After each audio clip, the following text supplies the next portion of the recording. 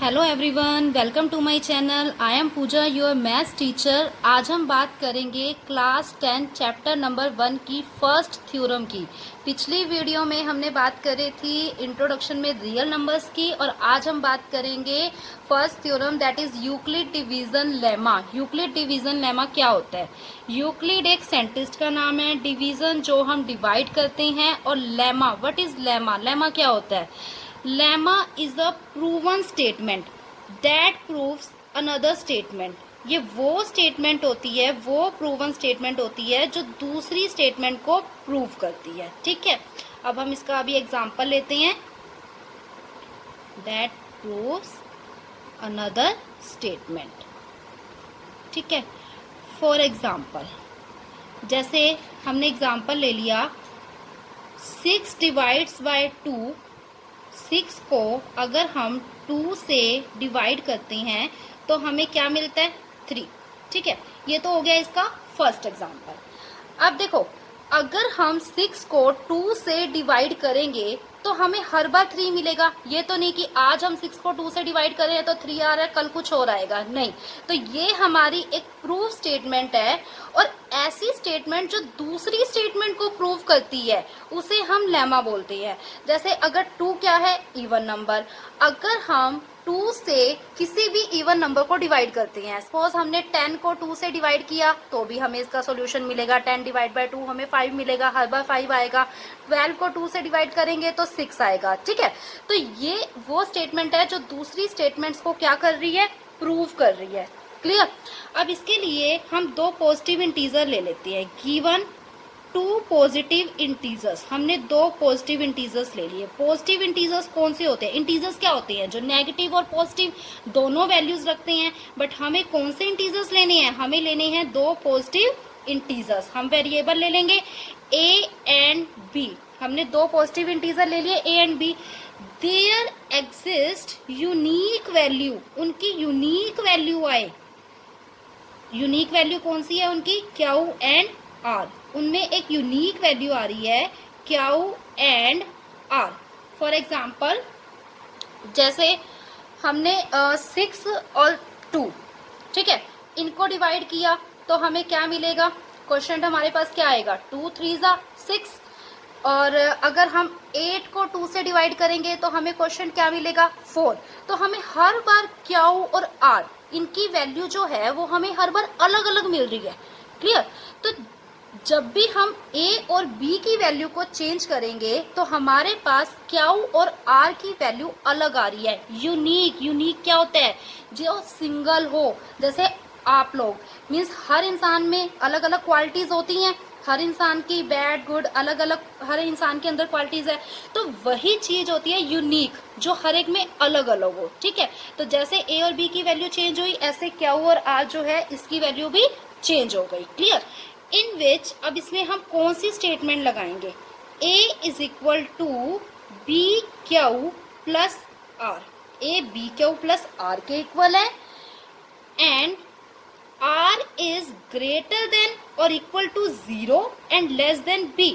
अब r की value b से लेस और 0 से ग्रेटर एंड इक्वल है। अब आप कहोगे ये क्या है? ये तो समझ आ गया कि a और b की वैल्यू चेंज होएगी तो q और r की वैल्यू भी चेंज होगी। ठीक है, लेकिन ये कहाँ से आया? तो इसके लिए हम क्या करेंगे, एक एग्जांपल लेते हैं। सपोज जैसे हमने a ले लिया 9 और b हमने ले लिया 4। ठीक है, 9 को जब हम 4 से डिवाइड करेंगे तो हमारे पास क्या आ जाएगा? 9 से छोटा 4 2 जा 8। हमें रिमाइंडर क्या मिला? 1। क्लियर? अब इस स्टेटमेंट में हमने 9 को 4 से डिवाइड किया तो 4 2 जा 8। हमारे पास रिमाइंडर क्या आया? 1।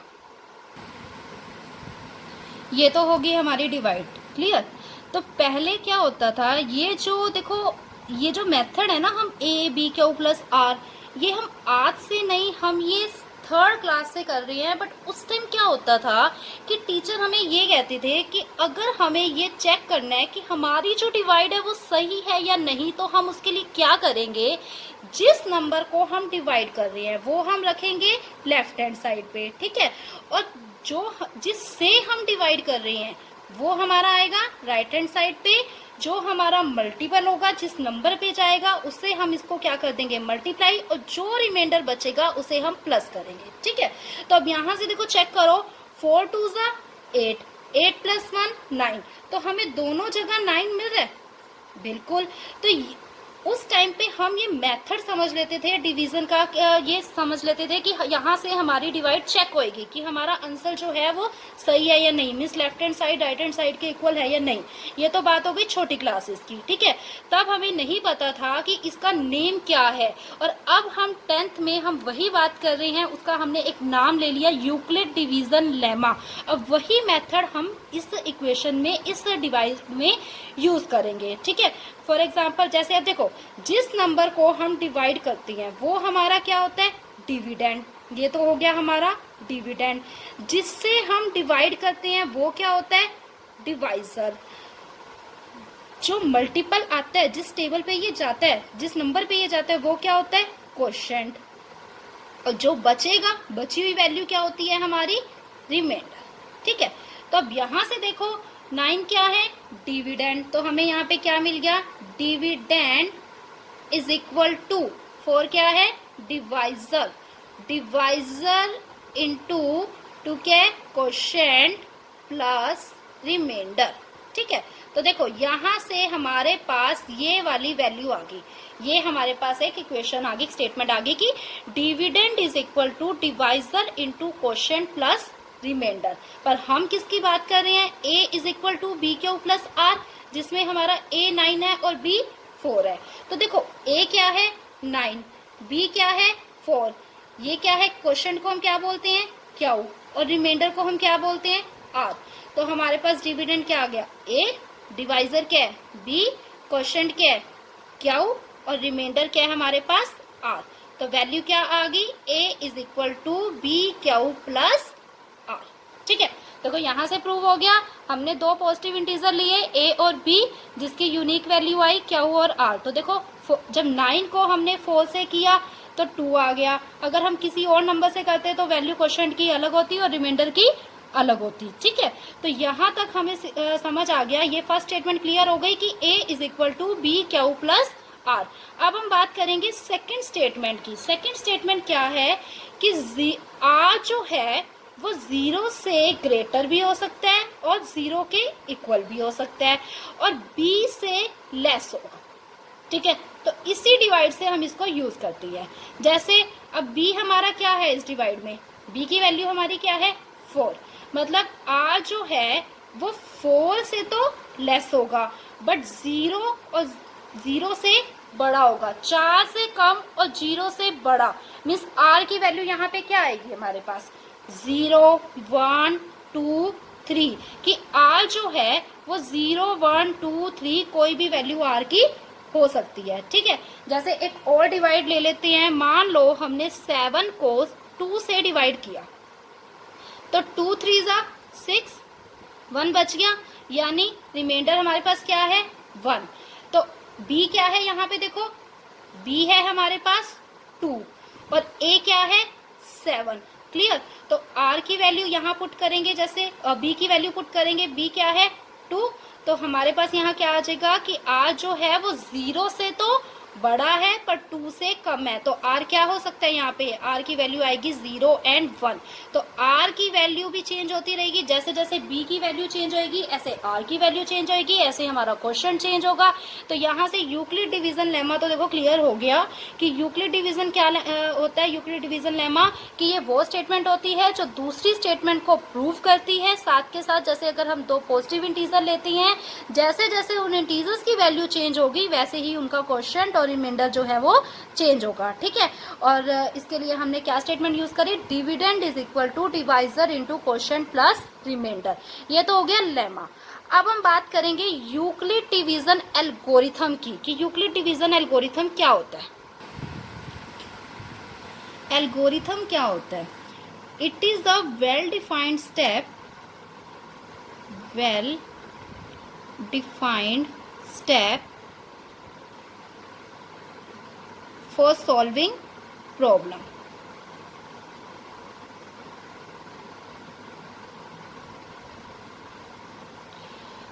किसी भी प्रॉब्लम को सॉल्व करना है तो जब वो प्रॉब्लम कोई भी हो सकती है, डेली लाइफ की भी हो सकती है, मैथ्स की भी हो सकती है, कोई भी प्रॉब्लम हो सकती है, उसको सॉल्व करने के लिए जब स्टेप बाय स्टेप काम चलेगा तो उसे क्या बोलते हैं? एल्गोरिथम। एल्गोरिथम में क्या होता है? हम स्टेप बाय स्टेप काम करते हैं। क्लियर?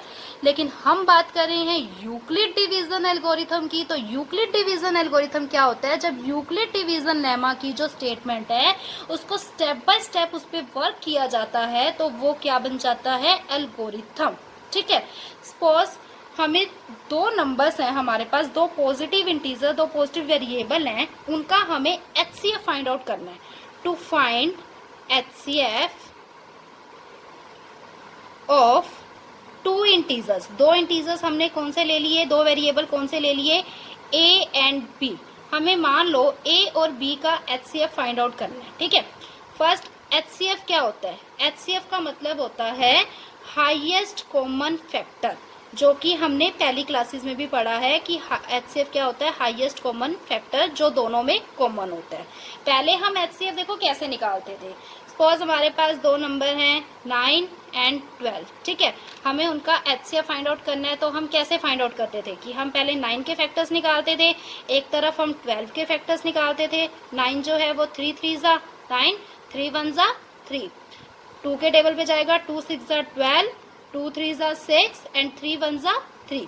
तो अब हम 9 के फैक्टर्स हमारे पास देखो क्या है? 3 मल्टीप्लाई 3 मल्टीप्लाई 1 एंड 12 के फैक्टर्स क्या आए? 2 मल्टीप्लाई 2 मल्टीप्लाई 3 मल्टीप्लाई 1। तो दोनों में कॉमन क्या है? दोनों में 3 कॉमन है। तो एचसीएफ हमारे पास क्या आता था? 3। ये तो हो गया जब हम पहली क्लासेस में यूज करते थे। जब हमारे पास वैल्यूज जो होती थी, छोटी छोटी वैल्यूज होती थी हमारे पास, तो हम क्या करते थे? इसी मेथड से एचसीएफ निकालते थे। बट अब हमें यूक्लिड डिवीजन एल्गोरिथम का यूज करके एचसीएफ निकालना है तो उसके लिए हम फर्स्ट कंडीशन क्या रखेंगे? फर्स्ट स्टेप हमारा क्या होगा कि ए जो है, दो इंटीजर्स लिए हमने, दो पॉजिटिव इंटीजर ले लिए ए एंड बी। तो फर्स्ट स्टेप में हमें क्या याद रखना है कि a जो है वो b से बड़ा होना चाहिए, कि a की वैल्यू b से बड़ी होनी चाहिए। ठीक है? जैसे 9 और 12 की हम एचसीएफ निकाल रहे हैं तो a की वैल्यू क्या हो जाएगी? 12 और b की वैल्यू क्या हो जाएगी? 9। सपोज हम इन्हीं का एचसीएफ निकालते हैं एल्गोरिथम से तो हमारे पास फर्स्ट स्टेप क्या आएगा कि a is greater then b। Second में हम क्या करेंगे? हम इस पे यूक्लिड डिवीजन लेमा जो है वो अप्लाई करेंगे। Then apply Euclid division lemma, EDL। ठीक है?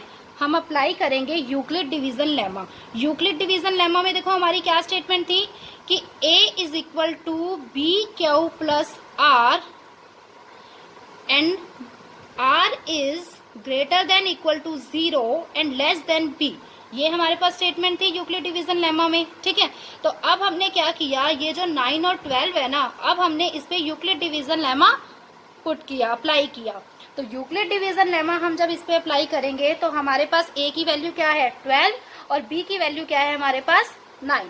तो हमने क्या किया? 12 को अंदर रखा और 9 से क्या कर दिया? डिवाइड। क्लियर? तो 9 के टेबल पे 9 1 जा 9 चला गया, हमारे पास रिमाइंडर क्या बच गया? रिमाइंडर बच गया हमारे पास 3। अब देखो ये कंप्लीट डिवाइड नहीं हुआ, हमारे पास रिमाइंडर 3 बचा। तो फर्स्ट हमने ये वाली वैल्यू तो लगा दी, dividend is equal to divisor into quotient plus remainder. अब हमारा जो r है वो 0 से बड़ा है और b यानी 9 से छोटा है। तो 9 से छोटा है वो 0 1 2 3 4 5 6 7 8 कुछ भी हो सकता है। क्लियर?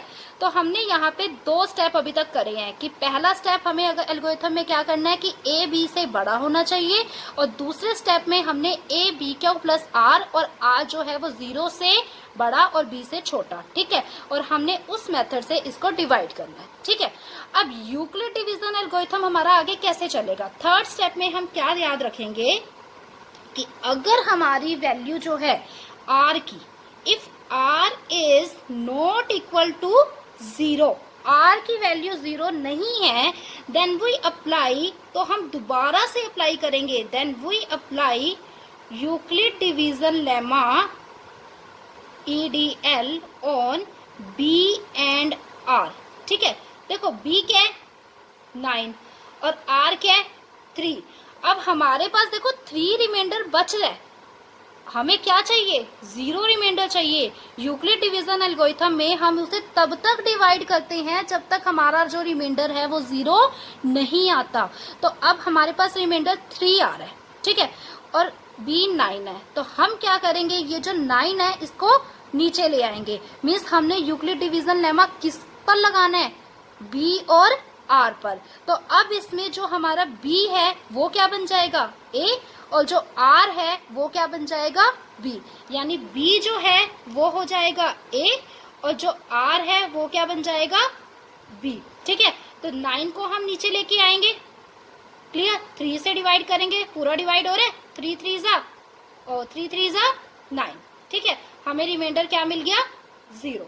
यानी इसे किसने डिवाइड किया, 3 ने डिवाइड किया। कंप्लीट डिवाइड किसने किया, 3 ने। तो 3 हमारा क्या है यहाँ पे, b, और a क्या है हमारा यहाँ पे, 9, क्लियर। हमें यहाँ पे रिमाइंडर मिल गया। तो r जब 0 नहीं होता तो हमें दोबारा इस पर अप्लाई करना है। And fourth step is if r is equal to 0, अगर r की वैल्यू 0 है देन HCF इज b। तो हमारा HCF क्या बन जाएगा, HCF इज b। अब इसमें देखो b की वैल्यू क्या है, 3, b की वैल्यू हमारे पास 3 है, तो HCF क्या हो गया, 3, क्लियर। तो अब आपको क्या याद रखना है इसमें कि यूक्लिड डिवीजन लेमा वो होता है जिसमें हम 2 स्टेटमेंट लेते हैं, dividend is equal to divisor into quotient plus remainder, उस वाले मेथड से हम उसे डिवाइड करते हैं, ठीक है। और एल्गोरिथम, ये तो हो गया Euclid division lemma. Euclid division algorithm क्या होती है, जिसमें हम उसे स्टेप बाय स्टेप उस पर वर्क करते हैं। जब तक हमारी डिवीजन जो है वो डिवाइड जो है कंप्लीट नहीं होती, जब तक हमें रिमाइंडर 0 नहीं मिलता, हम तब तक उसे डिवाइड करते रहते हैं, ठीक है। और स्टेप बाय स्टेप डिवाइड करते हैं। तो आपको वही स्टेप याद रखने हैं कि सबसे पहले आपके पास जो भी 2 नंबर दिए होंगे उनमें आपको a is greater then b, मतलब a की वैल्यू बड़ी लेनी है और b की वैल्यू छोटी लेनी है। फिर उसके ऊपर यूक्लिड डिवीजन लेमा अप्लाई करना है, a is equal to B Q plus r, जिसमें b r जो है वो b से छोटा और 0 से बड़ा होगा। अब ये डिवाइड कंप्लीट नहीं हो रही तो हम क्या करेंगे, इस डिवाइड को आगे लेकर जाएंगे, ठीक है। तो हमारे पास HCF क्या होगा, जब r की वैल्यू 0 होगी तो जो b होगा वो हमारा क्या बन जाएगा, HCF। तो अगर आपको यूक्लिड डिवीजन लेमा और एल्गोरिथम समझ आया हो then please like, share and subscribe my channel. बाकी का जो सिलेबस है वो हम एक्सरसाइज में करेंगे, उससे आपको स्टेप बाय स्टेप और ज़्यादा क्लियर हो जाएगा। Thank you.